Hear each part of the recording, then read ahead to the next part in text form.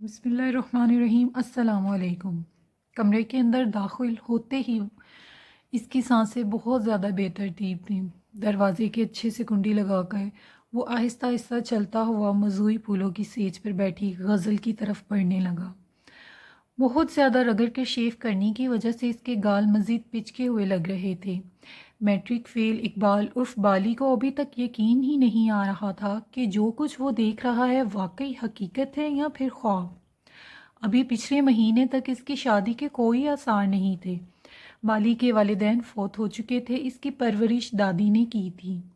غزل اسی گاؤں کی رہنے والی تھی، مگر بچپن ہی سے اس کے والدین شہر چلے گئے تھے، اس لیے وہ وہیں پر پلی بڑھی تھی۔ بالی سے اس کی رشتہ داری نہ ہونے کی وجہ سے ان کے گھر آنا جانا بالکل نہیں تھا۔ سال میں ایک آدھ بار وہ گاؤں آتی تھی۔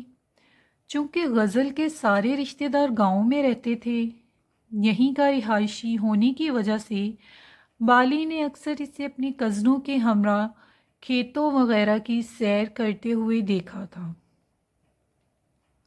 وہ بلا شبہ بہت حسین اور معصوم سی تھی۔ اسے دیکھ کر گاؤں کیا شہر کے لڑکے بھی اپنانے کے لیے تیار ہو جاتے۔ سننے میں یہی آیا تھا کہ اسے ڈاکٹر بننے کا بہت شوق تھا۔ ایف ایس سی میں ٹاپ کے نمبر حاصل کرنے کے باوجود انٹری ٹیسٹ میں اس کا میرٹ نہ بن سکا تھا، جس کی وجہ سے ڈاکٹر بننے کا سپنا ادھورا رہ گیا تھا۔ کچھ دن پہلے غزل کے ابا بالی کی دادی کو آ کر ملے اور اپنی اکلوتی بیٹی کا رشتہ بالی سے کرنے کی خواہش کا اظہار کیا۔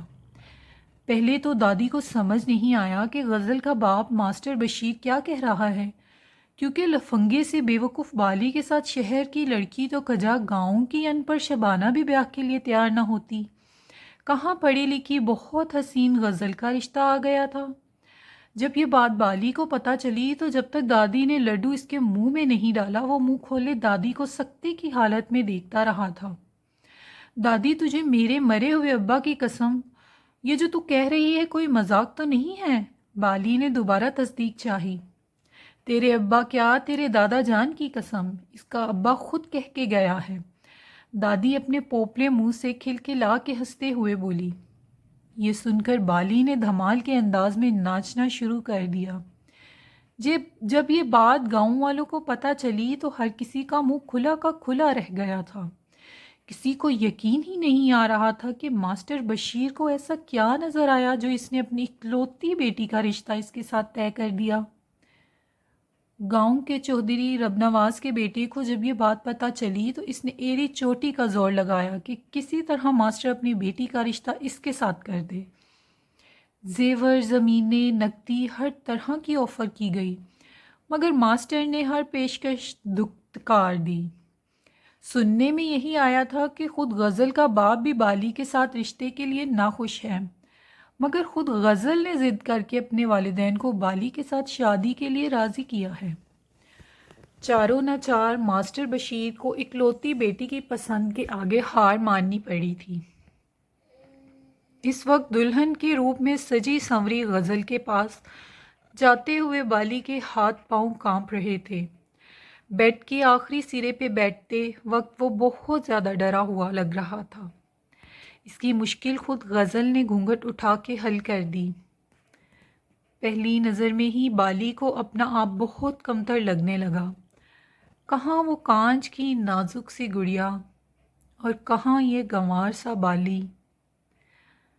غزل جی، آپ پانی پئیں گی؟ گھبراہٹ میں اور تو کچھ سمجھ نہیں آیا۔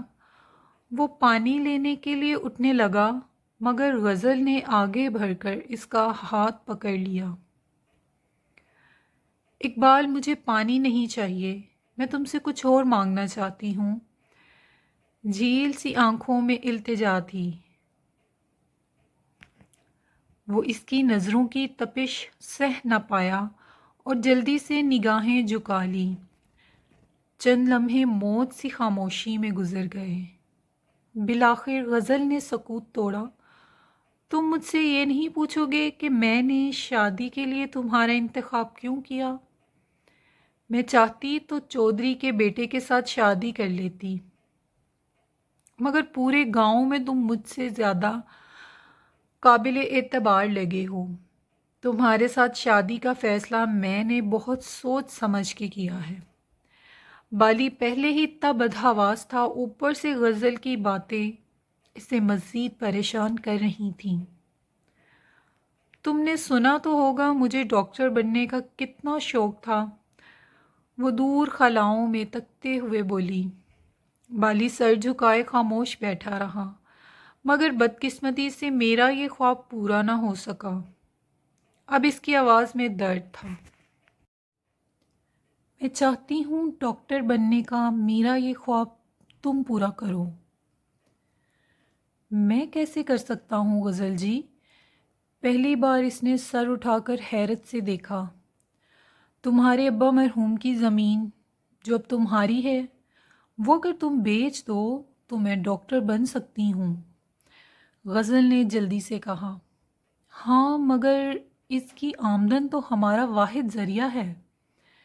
دوسری بات، دادی تو مر کے بھی نہیں مانے گی۔ غزل کی اس بات نے بالی کو واقعی پریشان اور الجھا کے رکھ دیا تھا۔ میں جانتی ہوں دادی کو تم جیسے تیسے کر کے منا لو گے، میں تم سے وعدہ کرتی ہوں ڈاکٹر بن کر تمہارے سارے پیسے لٹا دوں گی، بے شک تب تک تم مجھے طلاق نہ دینا۔ کیا یہ مجھے چھوڑ جائے گی؟ بالی کو زور سے جھٹکا لگا۔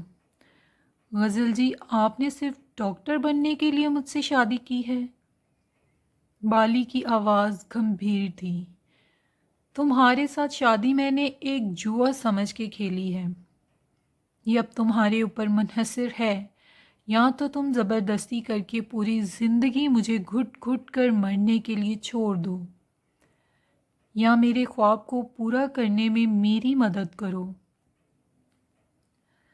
غزل کے اس مطالبے نے بالی کو عجیب سے دوراہے پہ لا کھڑا کیا تھا۔ تمہیں معلوم ہے میں اگر چودھری کے بیٹے کے ساتھ شادی کر کے اسے یہی بات کہتی تو اس نے بھلے سونے چاندی کے ڈھیر میرے قدموں میں لا کر رکھ دینے تھے، مگر وہ کبھی نہیں چاہتا کہ میں ڈاکٹر بنوں۔ میری ساری امیدیں اب تم سے وابستہ ہیں، پلیز میرے خوابوں کو ٹوٹنے سے بچا لو، ورنہ میں مر جاؤں گی۔ غزل کی آنکھوں میں آنسو تھے۔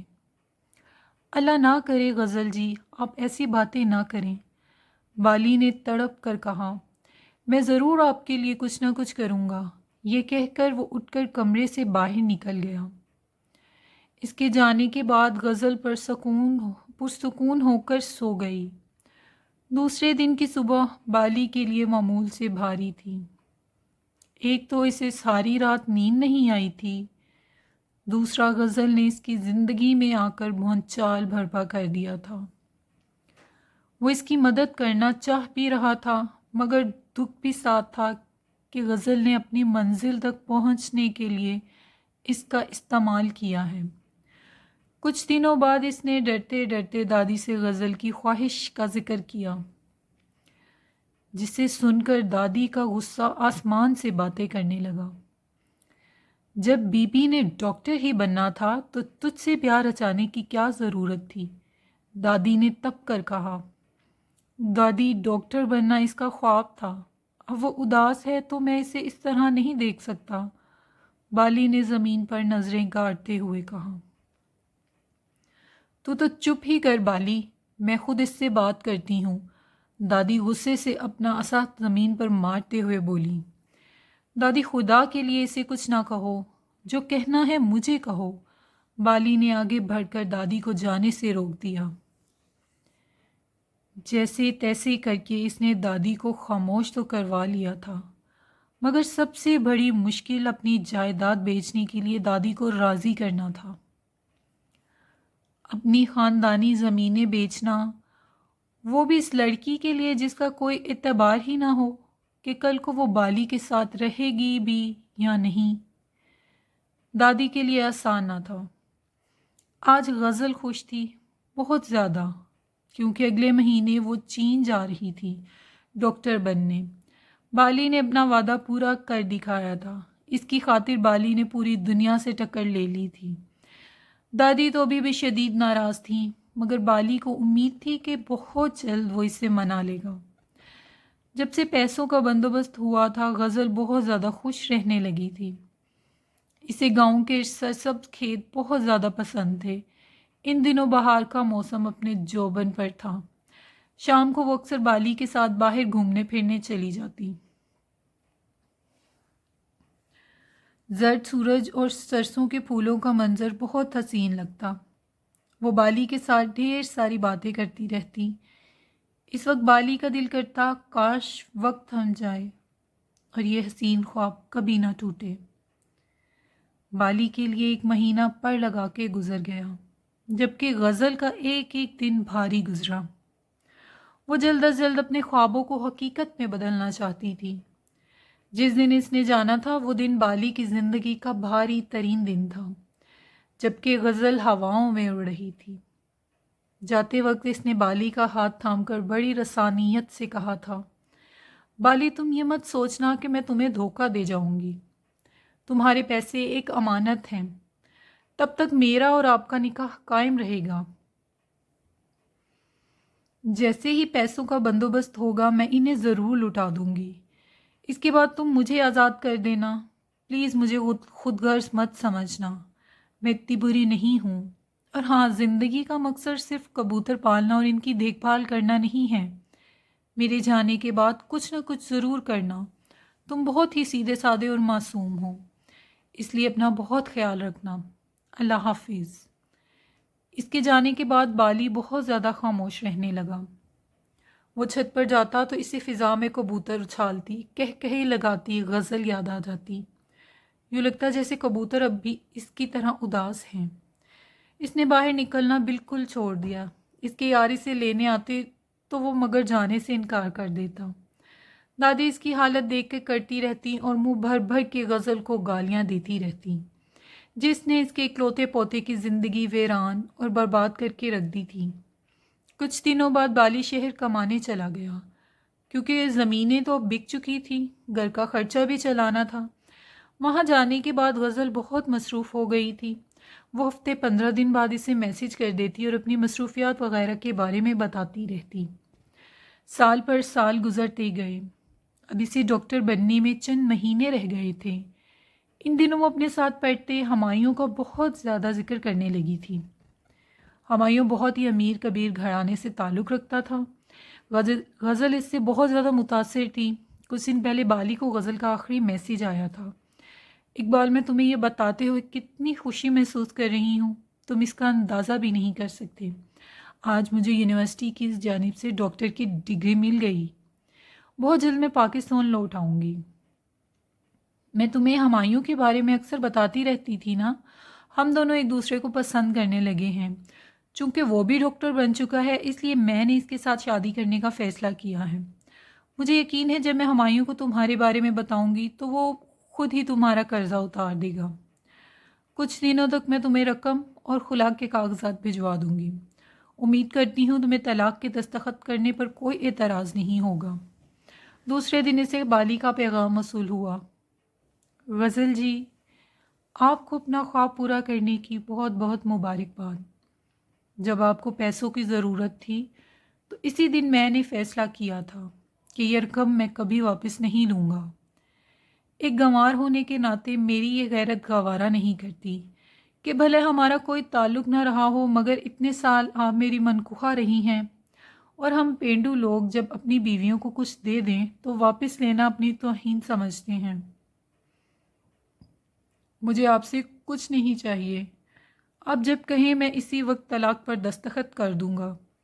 नई ज़िंदगी की शुरुआत करने पर आपको ढेरों खुशियाँ मुबारक हों। एक हफ्ते बाद डाकिया इसके नाम का लिफाफा दे गया। बाली को यकीन था कि इसमें खुलाक के कागजात होंगे। इसने सर्द जज्बात के साथ लिफाफा खोला। डियर इकबाल, तुम्हारा मैसेज मिला। यकीन करो कितनी देर में इसे पढ़ पढ़ कर रोती रही। मैं यहाँ आकर बहुत से लोगों से मिली हूँ। सच है, हमायूं की स्टाइलिश सी शख्सियत ने मुझे बहुत मुतासिर किया था, मगर कल जब मैंने इसका दूसरा रूप देखा तो मुझे यकीन ही नहीं आया कि यह वही खुले जहन का हमायूं है। وہ تو کبھی ایک شادی شدہ لڑکی کے ساتھ زندگی گزارنے کے لیے سیریس ہی نہیں تھا۔ میں تو صرف اور صرف اس کا ٹائم پاس تھی۔ اس طرح کی دوستیاں تو اس کی دوسری لڑکیوں کے ساتھ بھی تھیں۔ یہ تو میں ہی بے وقوف تھی جو اسے پانے کی خواہش لے کر بیٹھ گئی تھی۔ اس نے مجھے دھتکارا تو تب مجھے اس تکلیف کا اندازہ ہوا جو میں نے تمہارے جذبات کے ساتھ کھیل کر تمہیں دی تھی۔ اقبال، یہاں پر لوگوں کے کئی روپ ہیں۔ انہوں نے دولت، فریب اور جھوٹ کے ذریعے خوبصورتی کا لبادہ اوڑھا ہوا ہے۔ اندر سے ان کا حقیقی چہرہ بہت بدصورت ہے، بہت زیادہ۔ یہاں پر میرا تعلق ہر قسم کے لوگوں سے رہا۔ یقین کرو کوئی بھی مجھے تمہاری طرح مخلص اور وفادار نہیں ملا۔ میں اپنی غلطیوں پر تم سے شرمندہ ہوں۔ ہو سکے تو مجھے معاف کر دینا۔ اگلے جمعہ میری پاکستان کی فلائٹ ہے۔ امید ہے ایک خود غرض اور اپنی منزل سے بھٹکی ہوئی بیوی کو واپس لانے تم ضرور آؤ گے۔ صرف اور صرف تمہاری ڈاکٹر غزل اقبال۔ خط پڑھ کر سوبھر سے اقبال نے چشمہ اتار کر میز پر رکھ دیا۔ غزل کے جانے کے بعد اس نے زندگی میں بہت زیادہ دھکے کھائے تھے۔ ان مشکلات نے اسے کندن بنا کے کامیابی کا راستہ دکھایا تھا۔ شہر کے سب سے بڑے شو روم کے مالک نے کبھی سوچا بھی نہیں تھا کہ غزل کے ساتھ یک طرفہ محبت اسے کمزور بنانے کے بجائے اتنا مضبوط کر دے گی کہ چند سالوں میں وہ دنیا کو اپنی مٹھی میں قابو کر لے گا۔ مہنگی ترین گاڑی میں سوٹڈ بوٹڈ سا اقبال ہاتھ میں پھول لے کر جب ایئرپورٹ پر پہنچا تو غزل ابھی تک باہر نہیں آئی تھی۔ یہ سوچ کر اقبال کے چہرے پر ایک دل آویز مسکراہٹ تھی کہ جب چند لمحوں بعد پینڈو سے بالی کا خاکہ آنکھوں میں سجائے غزل باہر نکل کر اسے ڈھونڈ رہی ہوگی تو کتنا فنی منظر ہوگا۔ اگر آپ کو میری کہانیاں اچھی لگتی ہیں تو پلیز میرے چینل کو سبسکرائب کریں اور بہت زیادہ اچھے سے ویوز دیجیے۔ جزاک اللہ۔